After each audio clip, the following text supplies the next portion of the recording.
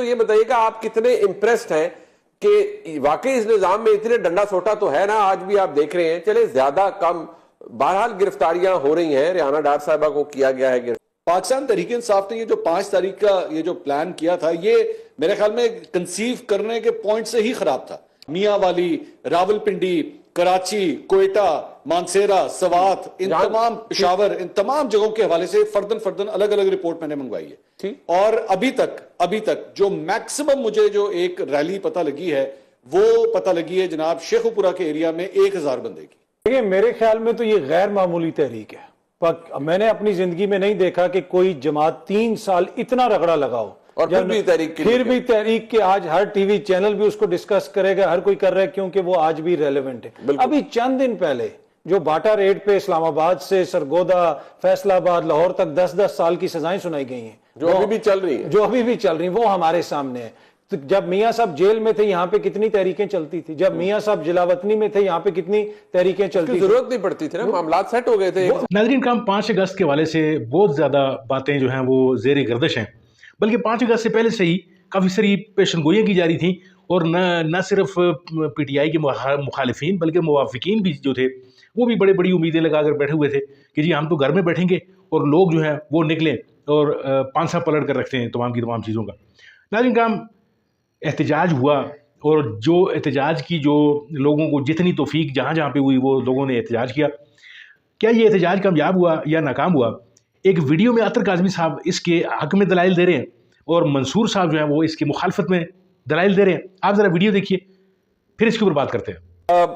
आपसे इजाजत के साथ मैं जरा मंसूर अली खान साहब से आगाज करता हूँ। मंसूर साहब, एक तो ये बताइएगा आप कितने इम्प्रेस्ड हैं कि वाकई इस निजाम में इतने डंडा सोटा तो है ना, आज भी आप देख रहे हैं, चले ज्यादा कम बहरहाल गिरफ्तारियां हो रही हैं। रिहाना डार साहिबा को किया गया है गिरफ्तार, दफा 144 भी नाफिज है, लेकिन ये तरीका मेरे ख्याल में यही रह जाता है कि आप घर से एहतजाज करें, प्रोटेस्ट फ्रॉम होम करें।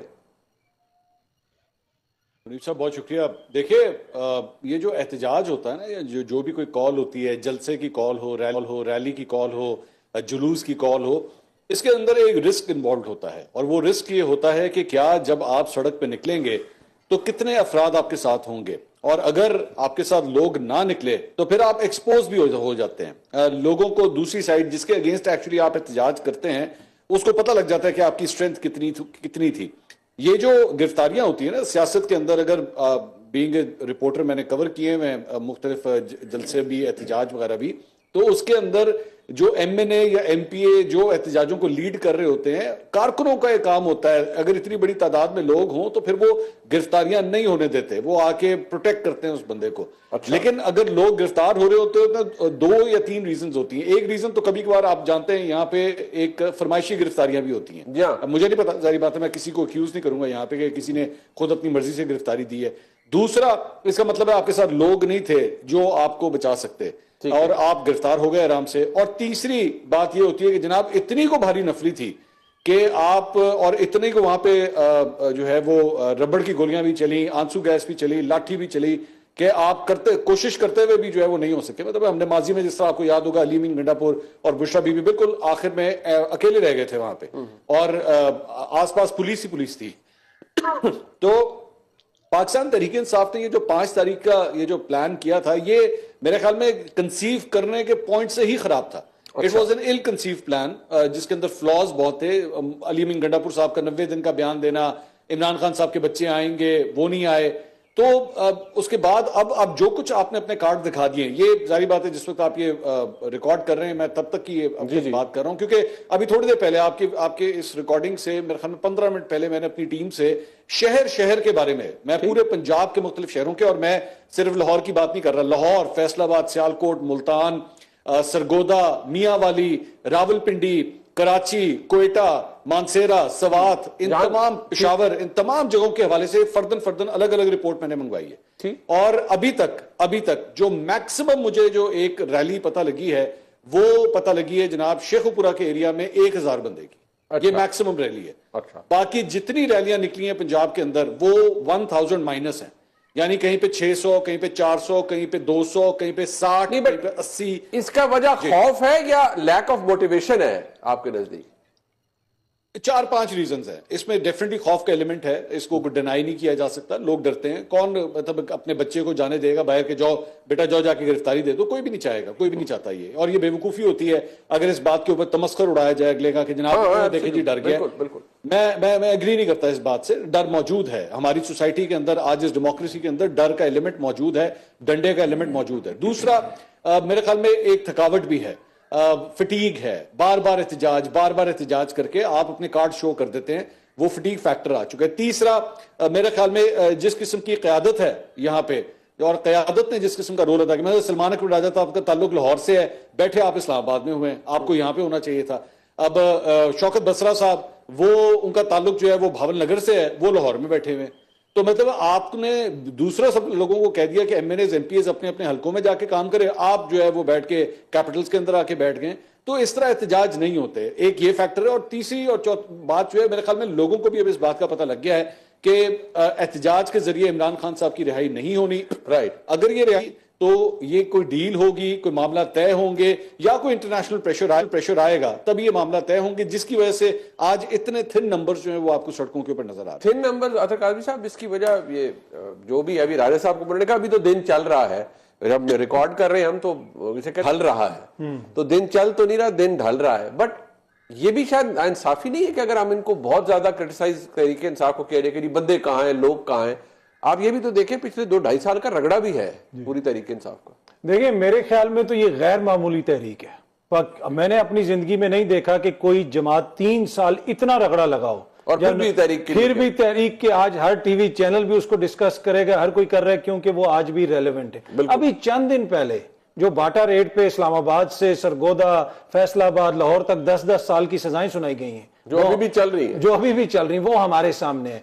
तो जब मियां साहब जेल में थे, यहाँ पे कितनी तहरीकें चलती थी। जब मियां साहब जिलावतनी में थे, यहाँ पे कितनी तहरीकें चलती थी। जरूरत नहीं पड़ती थी ना, मामला सेट हो गए थे 1 साल बाद। एग्जैक्टली। तो अभी तो ये जो कुछ भी हो रहा है, ये अवाम की रेजिलियंस आपको नजर आ रही है। इस वक्त तहरीक कोई लीडर तो बाहर है ही नहीं है, ना टियर 1 का, ना टियर 2 का, ना टियर 3 का। चंद लोग बाहर रह गए, वो भी सारे मफरूर हैं। कल शौकत बसरा साहब मंसूर साहब के प्रोग्राम में बैठे हुए थे, वहां पे हसन अयूब साहब ने बताया ये तो अदालती मफरूर हैं, इनको अभी तक गिरफ्तार क्यों नहीं किया। अच्छा, तो वो तो अगर लाइव प्रोग्राम चल रहा होता तो मेहरबानी हो जानी थी, हो सकता था वहीं से वो उनको कोई। तो ये हालत है इस वक्त, हर किसी पे जो है 35-35 तो पर्चे। तो उसके बावजूद एक तहरीक का चलना, उसके बावजूद इस इशू का अलाइव रहना, मेरे ख्याल में ये हमने नहीं देखा। होता है एक तहरीक चलती है, 10 दिन चलती है, 1 महीना चलती है। मियां साहब अपने एमएनएस को कहते थे कि 100 बंदा लेके जेल के बाहर आ जाओ। आज आप देख लें अडयाला की तरफ सारी रोडें बंद हैं, दफा 144 लग चुकी है। कल लाहौर में जो जंग की आज की खबर है, और वो भी उसमें उन्होंने कसरे नफसी से काम लिया। 300 कारकुन कल गिरफ्तार हुआ लाहौर में। यानी कि इसका मतलब है कि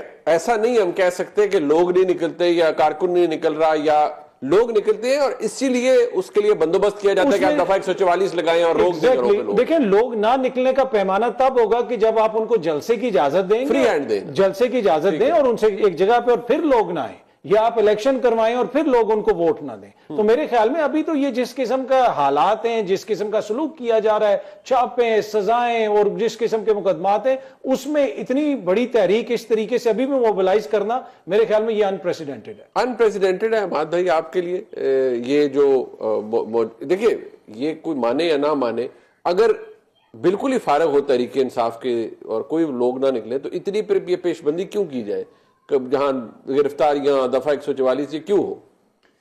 देखिए, अतर काज़मी साहब ने जो कुछ कहा, मेरे सामने जो तारीख है वो हकाइक ऐसे नहीं है। अब इन्होंने कहा कि 300 लोगों को गिरफ्तार कर लिया है, पर्चे हुए हैं, केसेस बने। तो कब नहीं बने? जब फातिमा जना मैदान में उतरी थी अयूबी अमरीत के खिलाफ, तो क्या एबडो के जरिए उनके तमाम साथियों को सियासत से बेदखल नहीं कर दिया गया था? क्या हजारों कारकुनों को गिरफ्तार नहीं किया गया था? हम तहरीक इंसाफ के साथ जो जुल्म रवा रखा गया वो पिछले 3 सालों में आपके सामने है। आपसे कोई चीज़ भी ढकी छुपी नहीं है।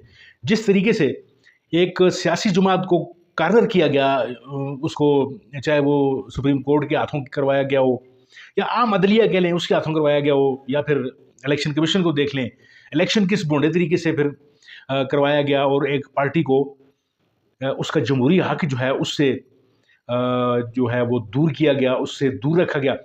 न सिर्फ उसका जो है वो निशान छीन लिया गया, बल्कि इलेक्शन में अंदर जो है वो जो नॉमिनेशन पेपर्स थे वो उनके साथ क्या क्या सलूक किया गया, लोगों के साथ यानी इंतहाई दर्जे के बेईमाना सलूक किए गए। लेकिन इसके बावजूद भी अवाम ने पीटीआई को कामयाब किया। इलेक्शंस में लोगों ने जोक दर जोक वोट दिए, मुख्तलिफ निशानात को वोट देकर एक जगह पर उन्होंने कामयाबी दिलाई पूरी की पूरी पार्टी को। उसके बावजूद जो फस्तायत थी वो ये हुई कि कुछ ताकतवर हल्के जो थे वो पीटीआई के ख़िलाफ़ थे, और फिर वो दूसरी जमातों को उठा कर ले आए पीटीआई के मुकाबले में।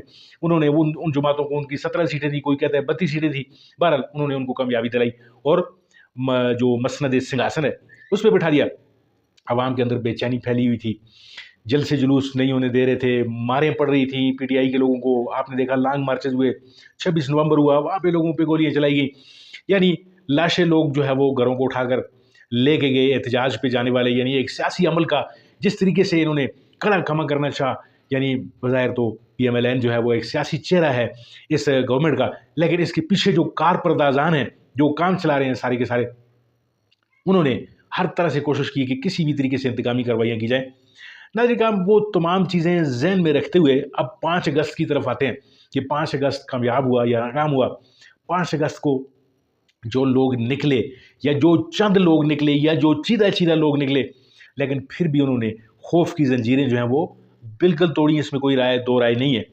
यानी मुख्तलिफ जगहों पे लोगों को जान जाने का खौफ था। यानी एक तो ऐसा होता है कि किसी भी सरकारी जो हुकूमत होती है या सरकार होती है, वो एक आईनी हक होता है आवाम का बाहर निकलने का, उसको लोग जो है वो एंजॉय करते हैं। आपने बैरूनी ममालिक में देख लें कि लोगों को उनके जो एक्सप्रेशन है उनको जो है वो बताने का, अपनी इख्तिलाफ राय का जो है वो हक हासिल होता है। लेकिन पाकिस्तान में चूंकि उस तरह के काम नहीं है, लोग बाहर निकलते हैं, उनको गोलियां मारी जाती हैं, तो कौन अपनी जान जो है वो जोखिम में डालकर बाहर निकलेगा, घरों में पड़े रहेंगे। मैं खुद अपनी बात करता हूँ, यानी मैं खुद भी घर में पड़ा रहा, इंतज़ार करता रहा कि जी कोई दूसरा निकलेगा तो ये इनकलाब आएगा। तो नाज़रीन काम इस तरह इनकलाब नहीं आते।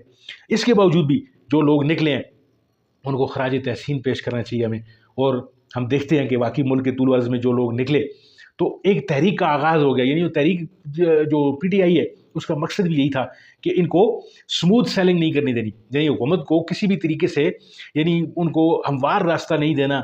इख्तिलाफ राय का जो एक इजहार हुआ, जो मीडिया पे जो डिस्कशन हो रही है, आज भी इमरान खान साहब की हो रही है, आज भी PTI की हो रही है, 3 साल हुकूमत को होने को आए हैं, यानी उनको चैन की बांसुरी जो है वो बजाने नहीं दी गई PTI की तरफ से। और यही मैं समझता हूँ कि PTI की कामयाबी का इसको गिना जा सकता है। और जिस तरीके से अतर काज़मी ने बिलाशुबा कहा कि यही PTI की कामयाबी है। नाज़रीन का बहुत बहुत शुक्रिया यहाँ तक वीडियो देखने के लिए। उम्मीद है आपको वीडियो पसंद आई होगी। अगर आपको वीडियो अच्छी लगी है इसको लाइक कीजिए, चैनल को सब्सक्राइब कीजिए। मिलते हैं आपके साथ किसी और वीडियो किसी और मौजू में, तब तक के लिए दीजिए इजाज़त। अल्लाह आपका आमीन।